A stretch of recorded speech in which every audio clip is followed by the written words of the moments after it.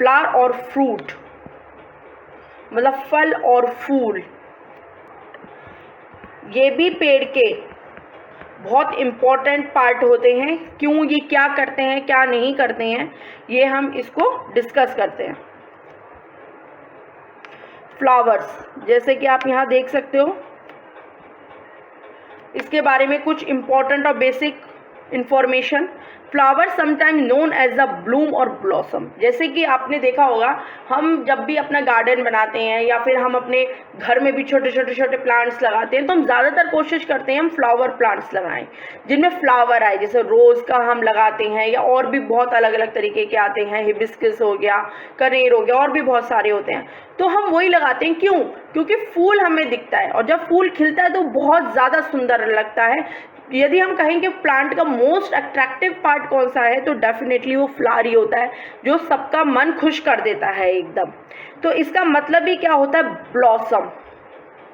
It is the most attractive part of the plant. जैसे कि मैंने आपको बताया कि सबसे ज़्यादा अट्रैक्ट करने वाला कौन सा पार्ट होता है, यही होता है। आपने देखा होगा जो कीट पतंगे होते हैं या फिर जो हमारी मधुमक्खियाँ होती हैं, वो भी आके फूल पर ही बैठती हैं, या भौरे भी हैं, वो भी आके किस पे बैठते हैं?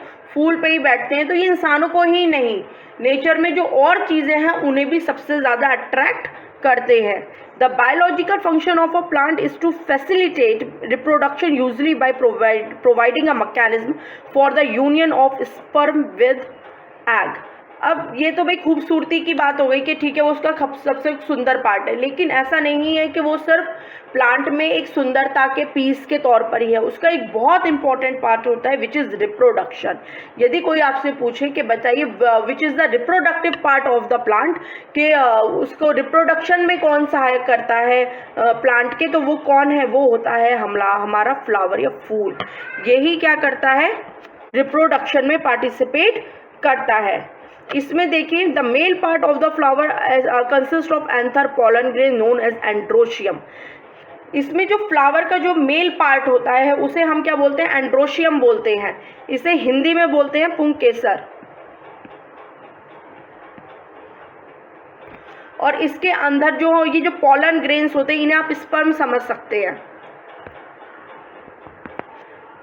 ये क्या होता है? ये इसका एक मेल रिप्रोडक्टिव पार्ट बनाता है। इस जनरली, मैं जनरल बात कर रही हूँ, सब ज़्यादातर पौधों में इस तरीके का होगा, लेकिन और कुछ अलग पौधों में कुछ अलग तरीके के भी मिलते हैं। ये जो हमारा पुंकेसर है, या फिर जिसे हम एंड्रोशियम कहते हैं, जो कि एक मेल पार्ट होता है एक फ्लावर का, ये मुख्यतः इस तरीके का होता है। और इसके अंदर क्या होते हैं? इस तरीके के पॉलन ग्रेन्स भरे रहते हैं। उसके बाद ही एयर के माध्यम से या वाटर के माध्यम से या इंसेक्ट के माध्यम से, जब कोई इंसेक्ट किसी फूल पे बैठता है और फिर उसे तो ये जो पॉलन ग्रेन्स होते हैं तो ये उसके पैरों पे चिपक जाते हैं, और फिर जब वो किसी दूसरे फूल के पे जाता है, या फिर उसी फूल के जब इसके फीमेल पार्ट पे यहाँ पे रहता है ये स्टिग्मा, इस पे जब चिपकते हैं तो फिर यहाँ से ही वो अंदर ये इस एक नली होती है, यहाँ पे इसको स्टाइल बोलते हैं, और यहाँ पे होती है ओवरी। यहाँ पे इस तरीके से जाके फर्टिलाइजेशन हो जाता है। फर्टिलाइजेशन, इसको हम हिंदी में बोलते हैं निषेचन।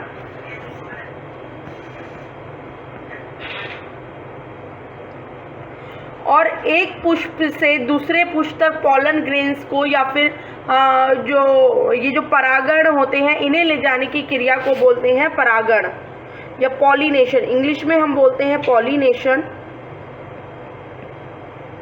और हिंदी में बोलते हैं हम परागण बोलते हैं। इस तरीके से फ्रेंड्स, ये जो होता है ये मेल पार्ट होता है, जिसको हम क्या बोलते हैं? पुंकेसर बोलते हैं। और इसी के अंदर क्या रहते हैं? छोटे छोटे गोल गोल संरचनाएं रहती हैं, और पॉलन ग्रेन्स या परागकण बोला जाता है। पॉलन ग्रेन्स को हिंदी में परागकण ये पाए जाते हैं। और ये जो फीमेल पार्ट होता है, जैसे मैंने आपको बताया, इस तरीके का होता है।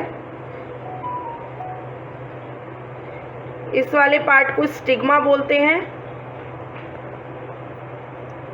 इस वाले पार्ट को स्टाइल बोलते हैं और इस वाले पार्ट को ओवरी बोलते हैं। और ये मिलके क्या बनाता है? गाइनेशियम,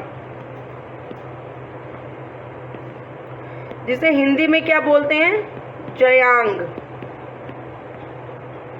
और ये क्या होता है? ये फीमेल रिप्रोडक्टिव ऑर्गन होता है।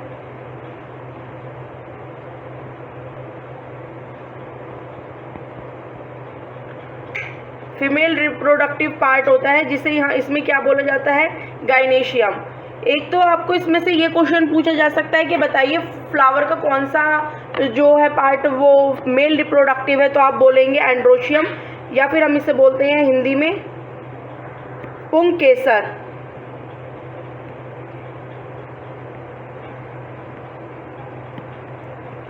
या फिर ये पूछा जाएगा कि गाइनेशियम ये क्या पार्ट होता है पौधे का, तो ये क्या होता है? एक फीमेल रिप्रोडक्टिव पार्ट होता है और इसे हम हिंदी में बोलते हैं जयांग। इसमें यही पूछा जाएगा। और एक चीज़ और पूछी जा सकती है कि बताइए पॉलिनेशन क्या होता है या परागण किसे कहते हैं? तो पॉलिनेशन किसे कहते हैं?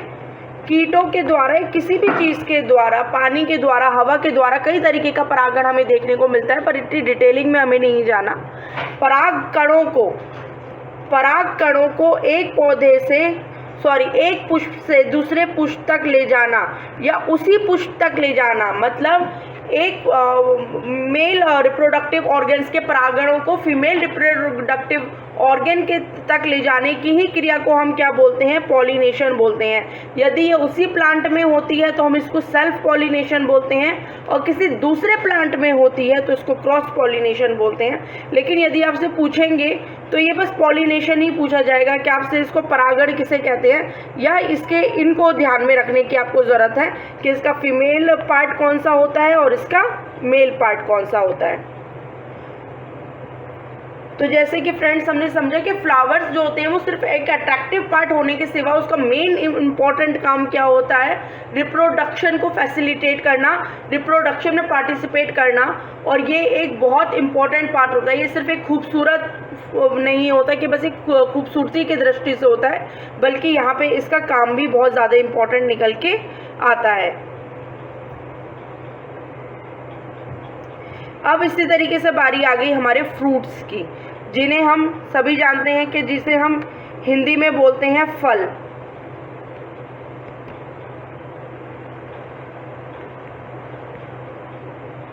Fruit is the mature ovary and it's associated part.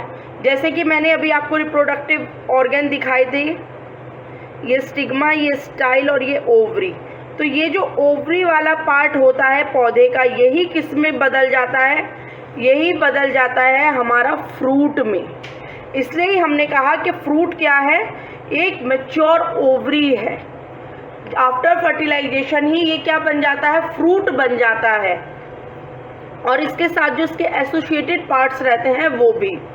It's usually contains seeds which develop after fertilization. Developed of fruit without fertilization known as parthenocarpy. For example, बनाना। जैसे कि मैं आपको बताऊं, यदि जब वो होता है निषेचन होता है या फर्टिलाइजेशन होता है, निषेचन या फर्टिलाइजेशन मीन्स, जैसे मैंने अभी आपको पहले भी बताया कि जो हमारा मेल रिप्रोडक्टिव पार्ट है जिसमें हमने पोलन ग्रेन्स पढ़ा था, या फिर हम पोलन ग्रेन्स जिसे हम परागकण कहते हैं, और ओवरी, इन दोनों जब ये आपस में मिल जाते हैं तो इस प्रक्रिया को ही क्या कहा जाता है? इस प्रक्रिया को ही हम कहते हैं फर्टिलाइजेशन, या हिंदी में हम इसे बोलते हैं निषेचन। इसी क्रिया के बाद ये जो ओवरी है इसकी किस में ये ट्रांसफॉर्म हो जाती है, किस में बदल जाती है? ये बदल जाती है एक फ्रूट में। ये ओवरी ही क्या बन जाती है? ओवरी से ही क्या बन जाता है? फ्रूट बन जाता है। लेकिन कुछ फ्रेंड्स ऐसे भी फल होते हैं जिनमें फर्टिलाइजेशन की ज़रूरत नहीं होती फ्रूट को लेने के लिए, और ये प्रोसेस भी पूछा जा सकता है और बहुत पूछा जाता है, इंपॉर्टेंट क्वेश्चन है कि बताइए ऐसा कौन सा प्रोसेस है। और ये सिर्फ आपका सीटेट के लिए ही नहीं, कोई भी बायोलॉजिकल एग्ज़ाम है या कोई और भी अदर एग्ज़ाम्स हैं तो उसमें भी खूब पूछा जाता है कि बताइए ऐसा कौन सा प्रोसेस है जिसके माध्यम से विदाउट फर्टिलाइजेशन भी फ्रूट का निर्माण होता है। तो आप बोलेंगे पार्थेनोकार्पी, और इसे हिंदी में भी पार्थेनोकार्पी बोलते हैं। और इसका सबसे फेमस एग्जाम्पल है बनाना। बनाना एक ऐसा फ्रूट है जो कि विदाउट फर्टिलाइजेशन के बनता है, तो प्लीज़ आप इस पर थोड़ा सा ध्यान दीजिएगा।